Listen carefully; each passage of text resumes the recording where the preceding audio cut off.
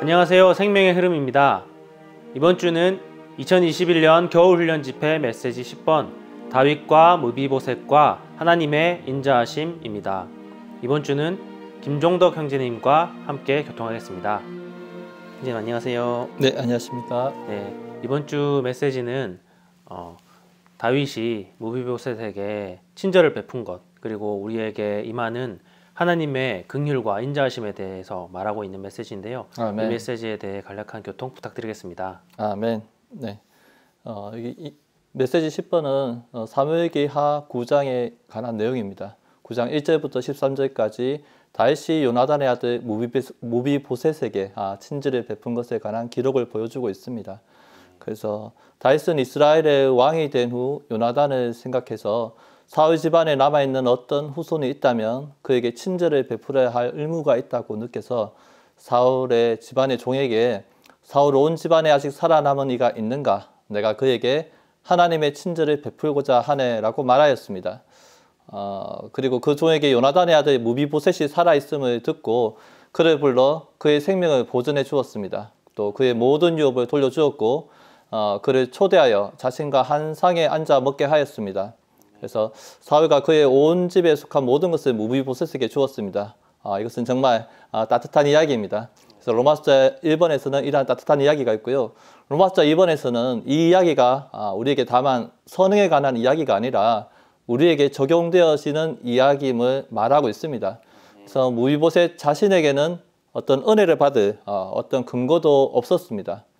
그러나 은혜를 받았습니다. 이것은 놀라운 적용입니다. 그래서 우리와 하나님과 관련해서도 동일한 사실이 적용되어진다는 거죠. 여기에 로마서 2번에 네 가지 중점이 있는데요. 첫 번째는 무비보셋은 다윗 앞에서 친절을 입을 위치가 조금도 없었다는 것입니다. 그가 친절을 입은 것은 그 자신 때문이 아니라 다른 사람 때문이었습니다. 그래서 사무엘상 20장에서 그의 아버지 요나단과의 맺은 언약에 따른 것이었습니다. 하나님 앞에서 죄인도 이와 마찬가지로 어떠한 위치도 없다고 말할 수 있습니다. 그래서 두 번째 중점은 다윗에게 도망친 무비보셋은 로드발에 살았는데 이곳이 이제 풀밭이나 목초지가 없는 장소로 생명 공급이 전혀 없는 곳을 말하고 있습니다. 그래서 오늘날 세상은 바로 로드발입니다. 하나님을 멀리 떠나 있는 죄인 또한 풀밭이 없는 곳이 로드발에 살고 있다고 말할 수가 있습니다. 그리고 세 번째는 무비보셋은 다윗을 찾지 않았습니다. 다윗이 사람들을 보내어 무비보셋을 데려오게 한 것입니다. 다윗은 무비보셋을 찾았습니다. 그래서 사무엘하 9장 4절에서 그가 어디에 있는가라고 말한 이 물음에 우리는 주의할 필요가 있습니다. 이 질문은 창세기 2장 9절에서 하나님께서 범죄한 아담을 부르신 것과 같습니다. 하나님께서는 아담에게 너 어디 있느냐라고 부르셨습니다. 이 질문에는 심판하고 어떤 죽이려는 의도가 전혀 없었습니다. 하나님은 아담을 구원하시려고 그에게 질문하신 것이죠. 여기에 하나님의 사랑과 긍휼과 인자를 우리는 느낄 수가 있습니다. 그래서 누가복음 19장 10절에서는 사람의 아들이 온 것은 잃어버린 사람을 찾아 구원하기 위한 것입니다 라고 말씀하셨습니다. 하나님께서 그분의 아들을 보내셔서 우리를 찾으시어 하나님 앞으로 인도하신 것입니다. 아멘. 여기 네 번째 다윗이 무비보셋이여라고 불렀을 때 그의 마음에는 동정하는 느낌이 있었고 그의 목소리에는 즐거운 오저가 있었다고 말씀하고 있습니다. 그래서 사울 왕의 집안과 다윗 왕의 집안은 원수였고 그가 불려왔을 때 무비보셋은 많은 걱정과 염려가 있었을 것입니다. 그러나 다윗이 무비보셋이여라고 불렀을 때 그 말 속에는 하나님의 마음을 표현하는 마음이 담겨 있었고 무비보셋은 안심하게 되었을 것입니다. 그래서 다윗의 마음은 인자함과 동정으로 가득했습니다. 아멘. 그렇습니다. 다윗이 무비보셋에게 긍휼을 베푼 것처럼 하나님도 우리에게 인자하시고 긍휼을 베푸시는데 로마서 3번에서는 이렇게 우리에게 임하는 하나님의 인자와 긍휼에 대한 그런 적용을 볼 수 있는 것 같습니다. 계속해서 교통 부탁드립니다. 아멘. 예, 로마서 3번에서는 이 달콤한 이야기에서 우리에게 적용되어지는 더 전진된 부분을 보여주고 있습니다. 그래서 하나님의 자비로 예수 그리스도로 말미암아 우리는 은혜로 구원받은 이후에 우리의 상태를 보여주고 있습니다. 여전히 계속적으로 우리에게 필요한 것이 무엇인지를 열어주고 있는데요. 영적으로 말해서 우리 모두는 사울 왕의 손자이자 다리를 저는 무비보셋과 같습니다. 무비보셋이 자주 왕과 함께 정찬을 먹었지만 그의 두 다리는 여전히 절고 있었습니다. 그래서 그러나 무비보셋은 다윗에게 은혜를 입은 후에 오직 다윗의 상에 있는 풍선만을 바라보았습니다. 그는 상 아래에 있는 자신의 저는 다리를 보지 않았던 거죠. 그래서 우리도 여전히 다리를 절지만 왕의 상에서 우리는 정찬을 먹을 수가 있습니다. 아멘, 할렐루야, 아멘. 상 아래를 보려는 것은 자기 성찰을 하려는 것입니다. 그래서 자신이 얼마나 개선되었는지, 얼마나 선한지, 얼마나 올바른지, 이러한 것들을 보는 거죠. 그래서 말씀 전하신 형제님께서는 이러한 자기 성찰은 우리 그리스도인의 생활에서 위험한 살인자라고 말씀하셨습니다. 참으로 이것을 볼 때 우리는 우리 자신의 죽임당하는 것을 볼 수가 있습니다. 그래서 우리는 돌이키기 위한 하늘에 속한 내적인 빛이 필요합니다.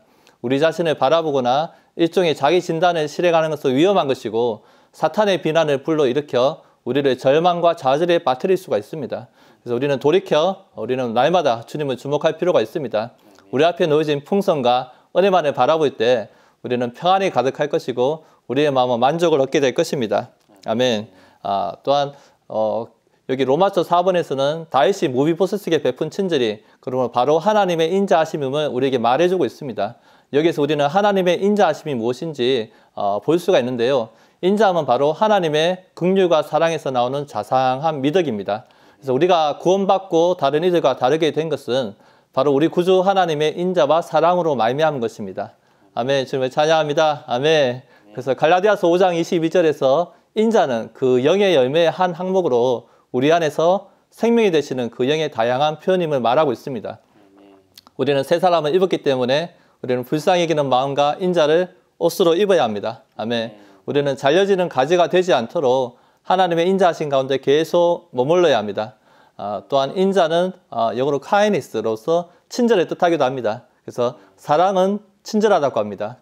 우리는 서로 친절하게 대하고 부드러운 마음으로 대하며 하나님께서 그리스도 안에서 우리를 용서하신 것 같이 서로 용서할 필요가 있습니다. 아멘. 우리는 하나님의 인자하심에 이러한 격려와 감동을 받고 주님의 상에서 매 순간 누림으로 주님의 인자하심을 표현하기 원합니다. 아멘. 네, 형제님 오늘 교통 감사합니다. 아멘. 네, 메시지 10번에 대한 간략한 요약을 해보았습니다.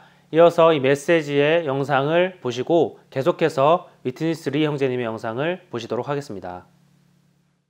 Amen, dear brothers and sisters. Today we're coming to message 10 of this training, crystallization study of 1st and 2nd Samuel. The subject today, I would just like to say, is exceedingly heartwarming. It's pleasant. It is tender. It is gentle. And it is deeply moving and inspiring. The topic or the story is David, Mephibosheth, and the kindness of God. The kindness of God. Right away, I would come to 3 verses in the New Testament that would describe God's kindness towards us. You should remember these scriptures. The first in Romans chapter 2, verse 4. Or do you despise the riches of his kindness? The riches of his kindness. I hope by the end of this message, we will all exult, we would all praise God for the riches, the surpassing riches, the unspeakable riches of God's kindness. The second scripture, Ephesians 2:7, that he might display in the ages to come the surpassing riches of his grace in kindness toward us in Christ Jesus. One day, God will display, God would make an exhibition the third verse, Titus 3, of verses 3, 4, and 5. But when the kindness and the love to man of our Savior God appeared, there was a time that this kindness and the love to all of us, mankind, of our Savior God, appeared. Somewhat it was hidden before that time, but the time came that kindness showed itself. That kindness was revealed. That kindness was seen. That kindness was experienced. It appeared, not out of works in righteousness which we did, but according to his mercy he saved us.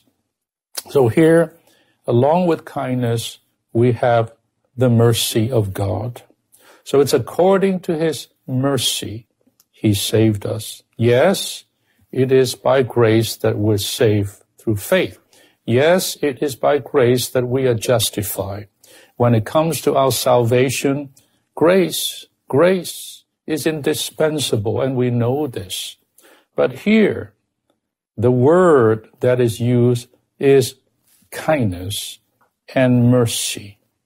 And as we will see, that simply means one thing. That is, we are absolutely, totally unworthy of this salvation, unworthy of this love. Even this love, even this grace, it takes something more far-reaching, something that will reach further for us to be saved. And mercy reaches farther than grace. But there's also kindness here, the kindness of God. That means the way it came to us is so kind, so good, and so pleasant. We are sinners. We are the fallen descendants of Adam. We transgressed against God. We sinned. We are a bunch of people that are defiled and living in unrighteousness. We don't deserve anything. If anything we deserve to die. We deserve eternal perdition. Yet God loved the world, but not only so, he had to reach us to reconcile, in this case, let me say, even his enemies. You know, Mephibosheth's grandfather is Saul the king. And Saul the king was the unique enemy, the chief enemy of David, because he was just constantly going after David to kill David. And God would reach out to us to reconcile us to himself through the death of his son. Dear brothers and sisters, if this is not mercy, I don't know what is mercy. Now, we come to chapter 3 of this book. Whosoever would please stand up and read them to us.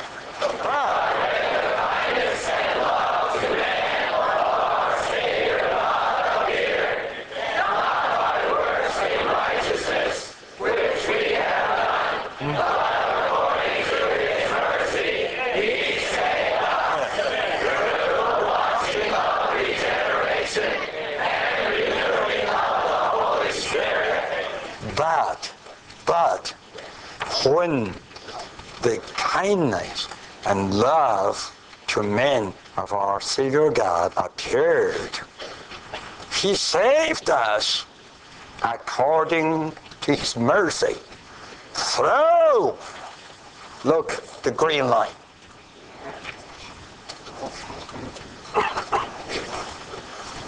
Love, mercy, kindness belong to the orange color. God. Through what? Through the washing of regeneration and renewing of the Holy Spirit. When you read the Bible, you must get into it and get into the thoughtful considerations in the writer. He did not only give us an empty instruction, he gave us instructions all the way with the supplying source. How could we take care of the church life? By what? By the faith of God's chosen ones. By the full knowledge of the truth according to godliness. By the eternal life with its hope. And the word of proclamation that makes the eternal life so manifested to us. I tell you, these are the supplies. These are the supplies for us to have a proper church life. Then, what are the supplies for us to have a family life? Healthy word, healthy teaching, even healthy speech. Verse 4, but when the kindness, love to man appeared, he saved us according to his mercy. I have to notice, it doesn't say grace. He changed the grace to kindness, love, and mercy. Amen. You have to realize love is the source of grace. When this matter was in the heart of God the Father, it was love. When it came out of the heart of Father and expressed through the Son, it became grace. So you have 2 Corinthians 13:14 that says, the grace of Christ and the love of the Father. Okay, in John the Gospel, you have grace. But when you go to the Father, to the source, in 1 John, you have love. Love is the source of grace. Then what is the kindness and mercy?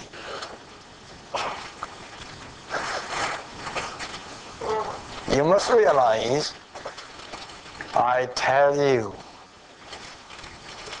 mercy always reaches farther than grace. When you are in a proper situation, God's love becoming grace comes to you. In other words, when you are in a proper situation, God's love comes to you as grace. But we all have to say, we all were and still are in a pitiful situation. So what? So something of God's attributes that goes further than His grace to reach the pitiful persons who doesn't deserve His grace. This is mercy. Mercy goes farther. Then how about kindness? You have to realize kindness, listen, dear saints, is the attitude of giving the grace.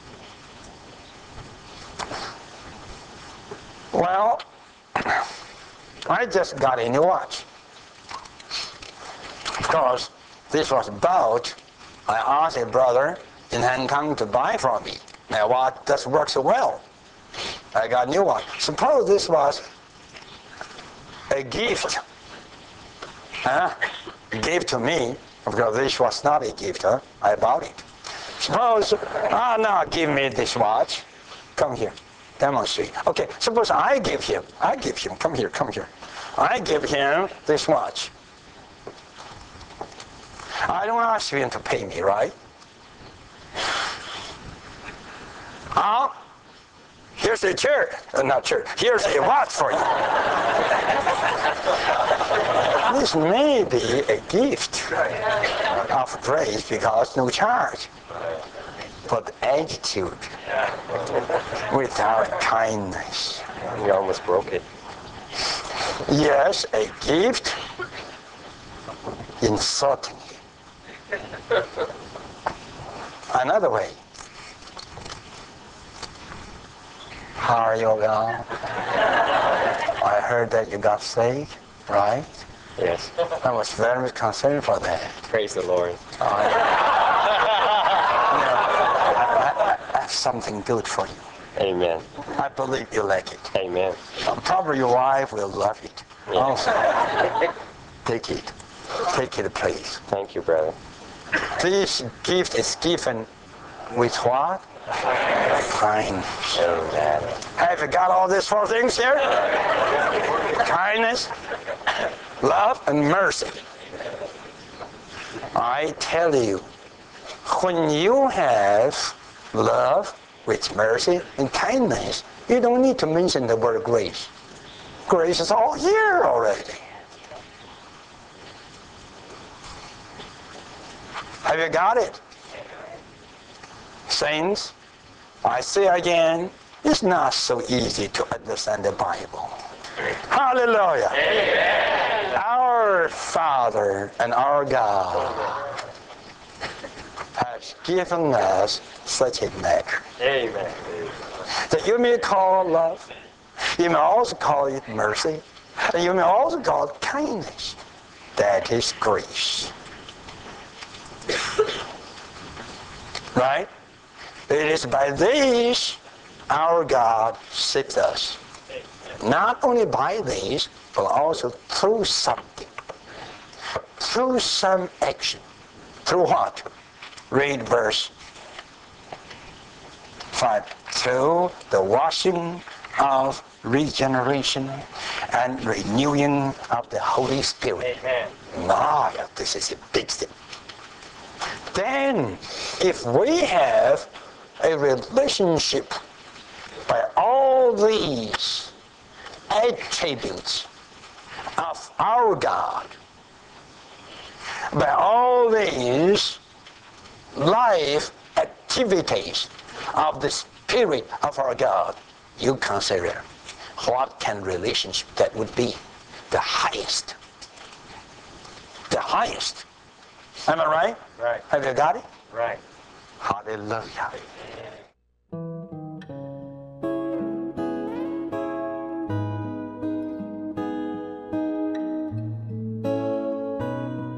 사무엘기하 9장은 감동적인 하나의 이야기를 기록하고 있습니다. 무비보셋의 할아버지인 사울은 다윗의 원수였습니다. 사울은 여러 차례 다윗을 박해했고 죽이려고 했습니다. 후에 블레셋 사람들이 이스라엘 백성을 공격하여 사울과 요나단 모두가 전쟁터에서 죽었습니다. 그때 무비보셋의 유모는 빨리 도망가지 않으면 다윗이 복수하려고 와서 무비보셋을 죽일 것이라고 생각했습니다. 그러나 유모가 너무 빨리 뛰는 바람에 아이가 떨어져 2 다리를 절게 되었습니다. 무비보셋이 왔을 때 다윗은 그에게 두려워하지 마시오. 내가 분명히 그대의 아버지 요나단을 생각해 그대에게 친절을 베풀겠소. 내가 그대의 할아버지 사울의 온 땅을 그대에게 돌려줄 것이오. 그리고 그대는 항상 내 상에서 음식을 먹도록 하시오. 라고 말했습니다. 친절과 긍휼이 가득한 다윗의 말은 하나님의 마음을 나타냅니다. 다윗이 무비보셋을 은혜로 대했듯이 하나님도 자격이 없는 우리 죄인들을 은혜로 대하십니다. 영적으로 말해서 우리는 무비보셋과 같이 2 다리를 절며 하나님 앞에 나올 힘이 없는 사람이었습니다. 그러나 사람에 대한 하나님의 사랑과 그분이 베푸신 친절과 긍휼에는 이유가 없습니다. 그리고 하나님께서 사람에게 주신 은혜는 사람의 행위와 아무 관계가 없습니다. 구원받은 우리는 마땅히 그분의 사랑과 긍휼과 은혜를 찬양해야 합니다. 그것은 그분의 구원이 하나님의 의로운 요구를 만족시키고 또한 우리의 필요를 만족시켰기 때문입니다. 사람은 죄를 지어 타락했기 때문에 마땅히 죽어 멸망해야 했지만 사람은 구원을 구할 뜻이 없었고 자신을 구원하려고도 하지 않았습니다. 그러나 하나님은 사람을 사랑하셔서 구원하실 방법을 찾으셨습니다. 성경 안에 있는 한 가지 크고 귀한 사실은 사람에 대한 하나님의 태도가 사랑이라는 것입니다. 성경에 게시된 하나님의 구원에 있어서 하나님의 사랑에는 세 방면이 있습니다. 첫째, 하나님은 사랑이십니다. 이것은 하나님의 본성이 곧 사랑이라는 것입니다. 둘째, 하나님은 세상 사람을 사랑하시는데 사람에 대한 하나님의 느낌이 곧 사랑이라는 것입니다. 셋째, 하나님의 사랑은 십자가를 통해 나타났는데 이것은 하나님의 사랑의 일입니다. 하나님은 사랑이십니다. 요한일서 4장 16절은 하나님은 사랑이시니 라고 말합니다. 그 의미는 하나님의 본성이 사랑이고 사랑이 하나님의 본성이 되었다는 것입니다. 질문하기를 좋아하는 한 사람이 있었습니다. 그를 볼 때마다 사람들은 질문하는 선생님이 왔다고 할 정도였습니다. 질문을 하는 것이 이미 그의 기질이 되어버렸기 때문에 그를 질문 대장이라 부를 수 있습니다. 하나님도 이와 같으십니다. 사랑이 그분의 본성이 되었으므로 그분은 사랑이신 것입니다. 이것이 성경에 있는 가장 큰 계시입니다. 하나님은 세상 사람을 사랑하십니다. 요한복음 3장 16절은 하나님께서 세상을 이처럼 사랑하시어 라고 말합니다. 오늘날 많은 사람은 하나님께서 그들을 사랑하신다는 것을 믿지 않습니다. 그들은 금식 기도를 하며 자기의 몸을 학대해야만 하나님께서 그들의 죄를 용서하실 수 있다고 생각합니다. 사람들의 이러한 생각과 행위는 하나님에 대한 가장 큰 오해입니다. 온 성경은 하나님께서 세상 사람을 지극히 사랑하셨다고 말합니다. 사람에 대한 하나님의 느낌은 오직 사랑뿐입니다. 그러나 많은 사람은 하나님께서 사람을 미워하시며 사람을 벌하시려고 한다고 오해합니다. 사람들은 하나님께서 사람을 사랑하지 않으신다고 생각합니다. 사실은 하나님께서 사람을 사랑하지 않으시는 것이 아니라 사람이 하나님을 사랑하지 않는 것이며 하나님께서 사람을 원하지 않으시는 것이 아니라 사람이 하나님을 원하지 않는 것입니다. 하나님의 사랑은 십자가를 통해 나타났습니다.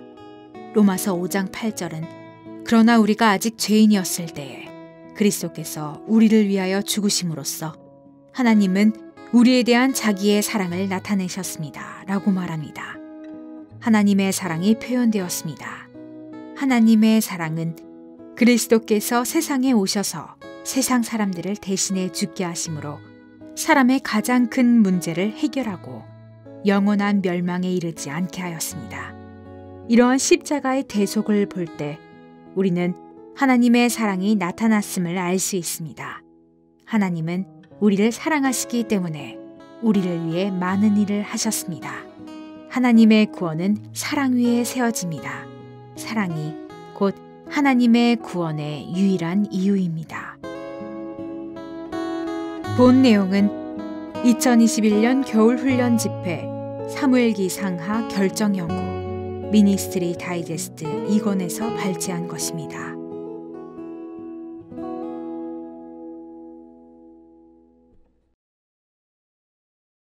사무엘기하 9장 13절은 무비보셋은 항상 왕의 상에서 음식을 먹었기 때문에 예루살렘에 거주하였다라고 말합니다. 무비보셋은 비록 두 다리를 절었지만 예루살렘에 거주하며 항상 왕의 상에서 음식을 먹었습니다. 우리 또한 몸된 교회 생활의 실제 안에 늘 거하며 우리의 왕이신 그리스도의 상에서 먹고 마시며 누리는 생활로부터 조금도 빗나가지 않기를 원합니다. 이번 한 주간도 무비보셋과 같이 사는 기간이 되기를 소원합니다. 아멘. 그러면 저희는 다음 주에 다시 인사드리겠습니다. 감사합니다.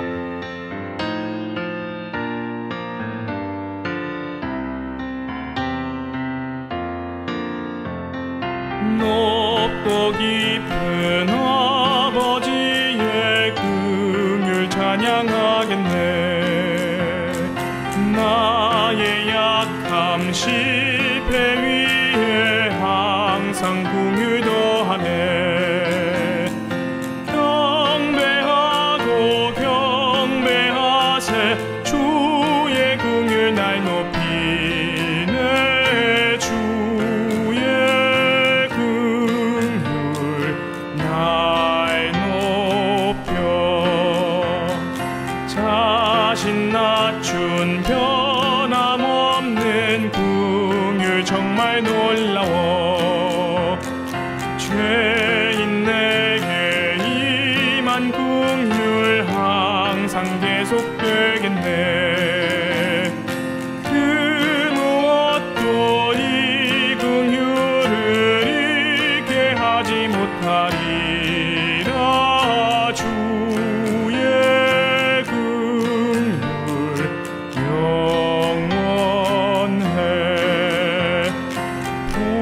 풍성하고 풍족하네 아버지의 큰 긍휼. 구속이네 날 돌보니 부족함이 없도다. 무엇으로 이 큰 사랑 받게 할 수 있으리요. 주의 긍휼 풍성해.